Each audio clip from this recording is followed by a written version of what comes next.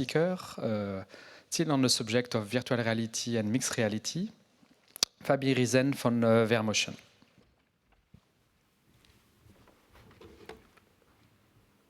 Thanks a lot, and really appreciate Joel for the floor you gave with the technology that simplifies a lot, that I don't need to dive into it. We are the small company which, as Joel mentioned, qualified first time last year, the Robinson R22, and this year the Squirrel, the H125 and an FTD3.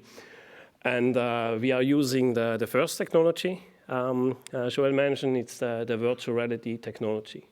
So it's a very passionate team right now, 34 people, and we are heavily expanding. So anyone in the room want to work for us, let me know. So that's how the system looks like. We have a couple of implementations already. Since last September, we have first time that the system, including motion, also qualified on a trailer, so in a mobile way. The very first mobile one you see there, this horse track in Norway.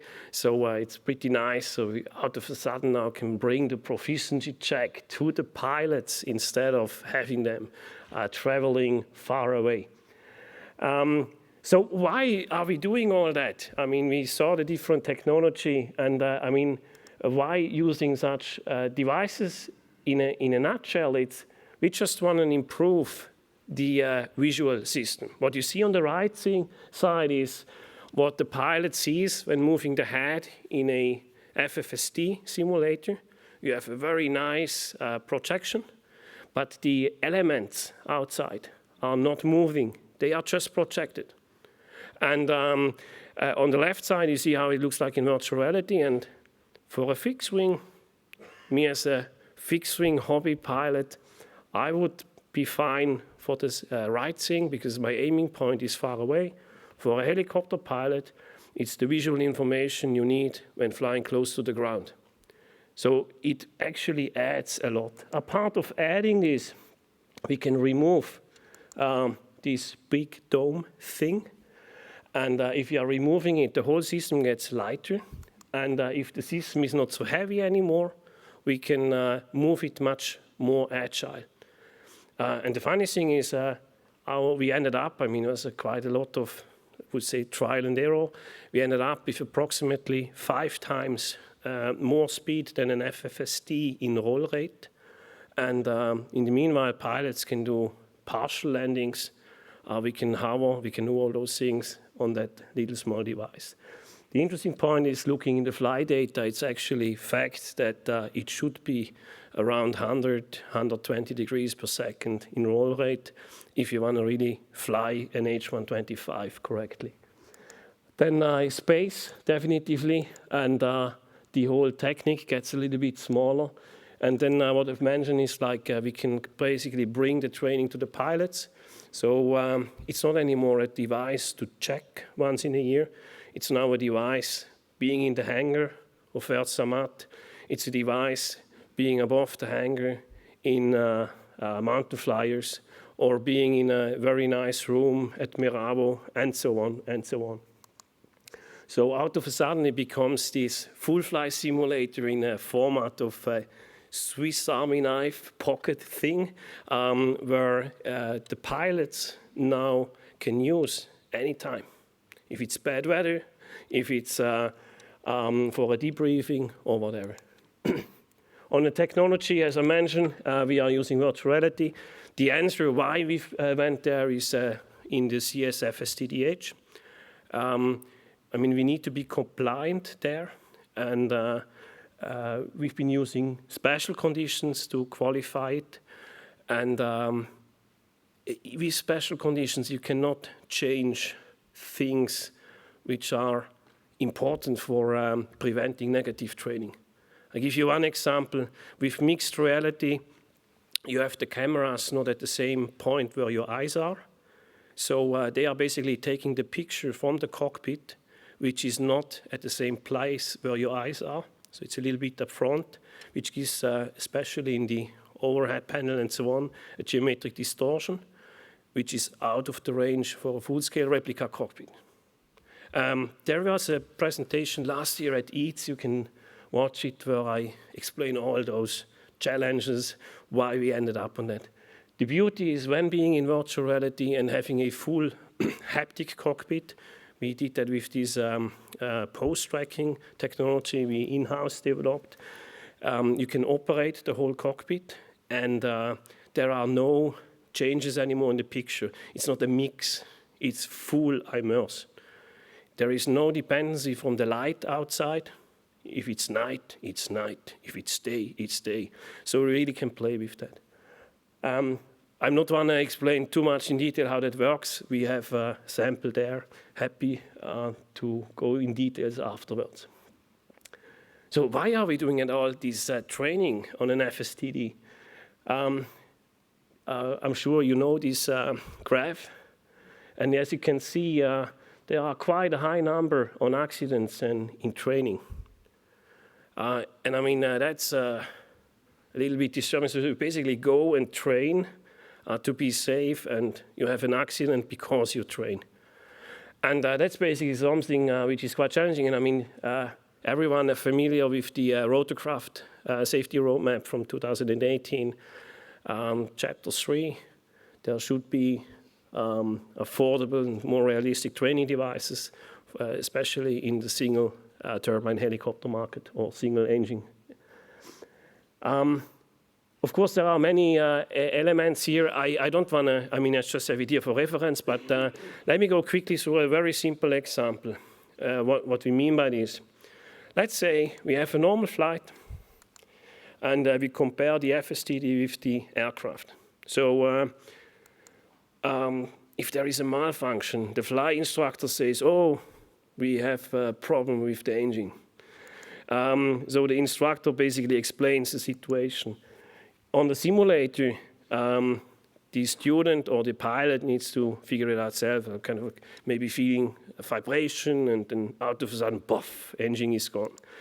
Then in regards of the pilot awareness, you see kind of like, it's always like the competences we are needing from the pilot if we are simulating a failure in a flying aircraft is partially limited.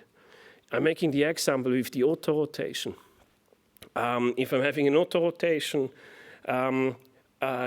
we are not going to turn off the engine. I mean, there are the really hard guys which were doing it like that.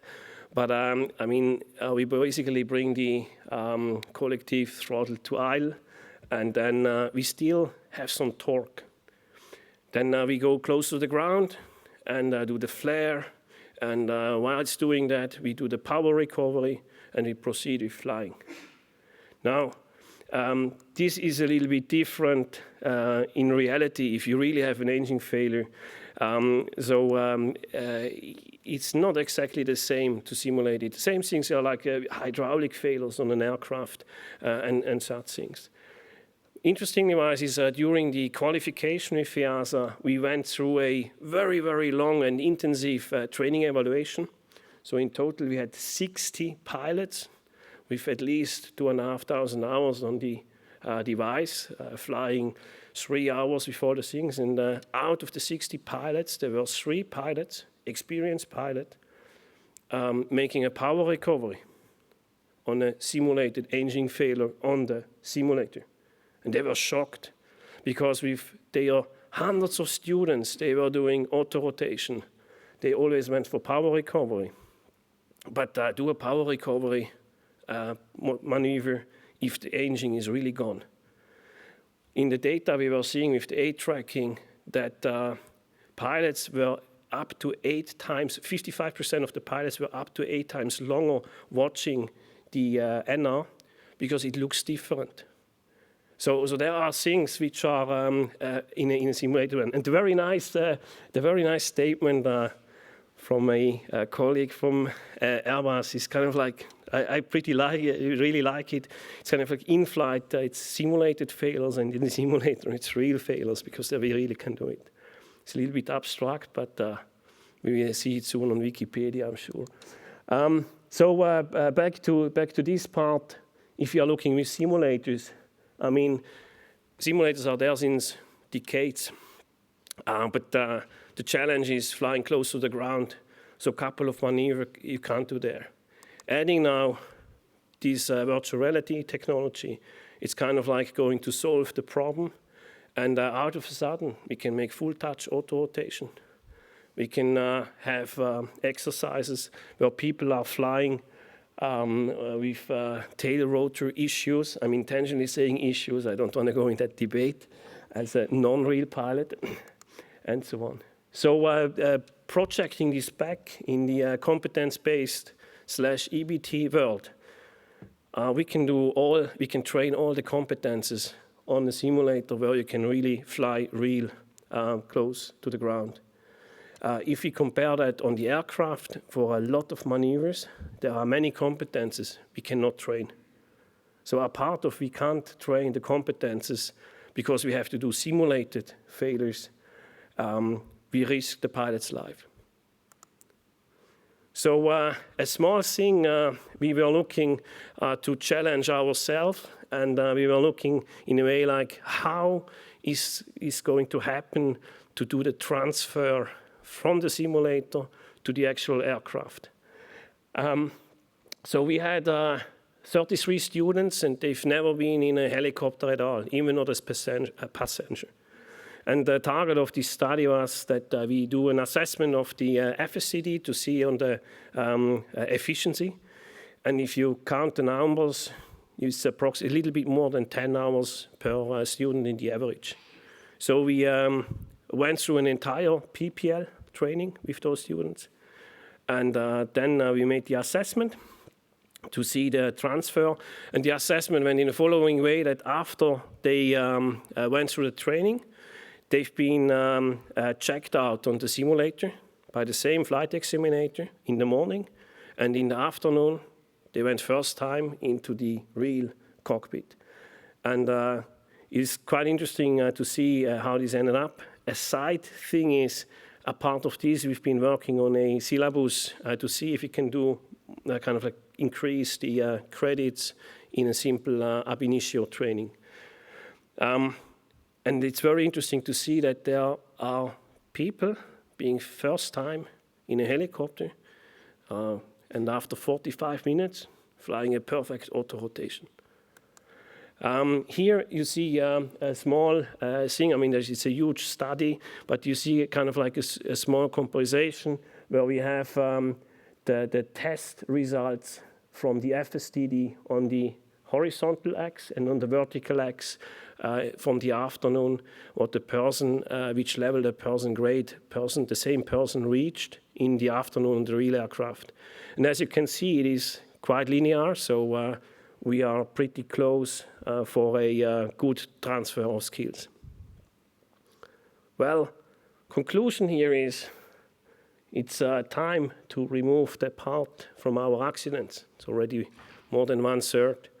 And if you are seeing the other big bucket, it's the guys flying for pleasure. The guys typically never go on a full flight simulator or never have this fantastic opportunity to do a type rating at the OEM place. Now, going a step further for the co-creation of safety, and I'm happy to welcome Gilles from Airbus. And I mean, Gilles, thanks a lot for being here. I would like to repeat what I showed about 4 years ago at the symposium from EASA. We've been focusing always on the pilots and not the operators. So pilots, it needs to be realistic. Operators, it needs to be affordable. Then, of course, with the authority. But now we had the pleasure to go one step further, to work also directly with the OEM, thanks to a cooperation we've been able to announce at the HAI this year. Thank you, Fabi. So this is a surprise of the day. I was not planning to speak, but I think it's important to show that how Airbus is motivated by this project. So we have signed a partnership with VRM, consistently with the EASA Rotorcraft safety roadmap, and consistently also with our Airbus helicopter aviation safety roadmap. So, as an OEM, we have been involved in the discussion. You can go to the slide. And I like very much this slide because you can see a lot of faces from Airbus helicopter.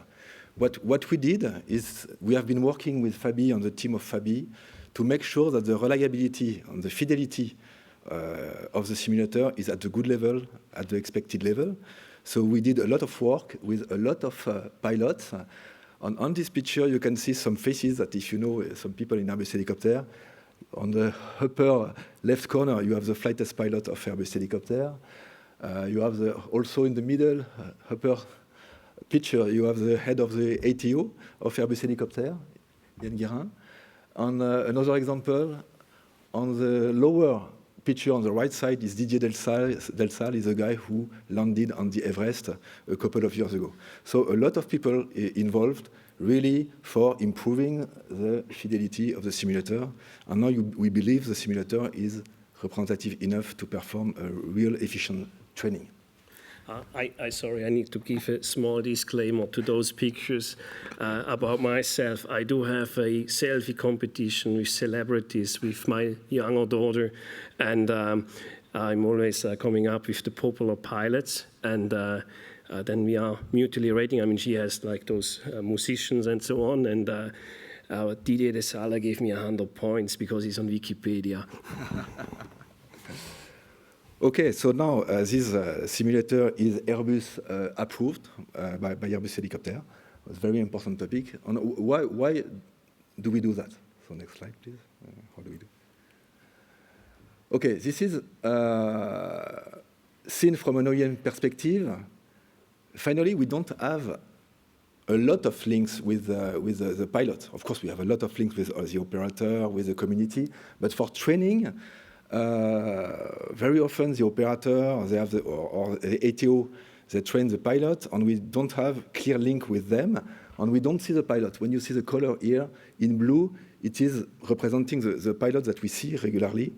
Finally, there are not a lot. So for us, it's important to have a clear, stronger link. And it's the same. So if they fly on the helicopter, even we have some full flight simulator, but sometimes it's far from the operation of the operator, so they don't come a lot, especially on light helicopter.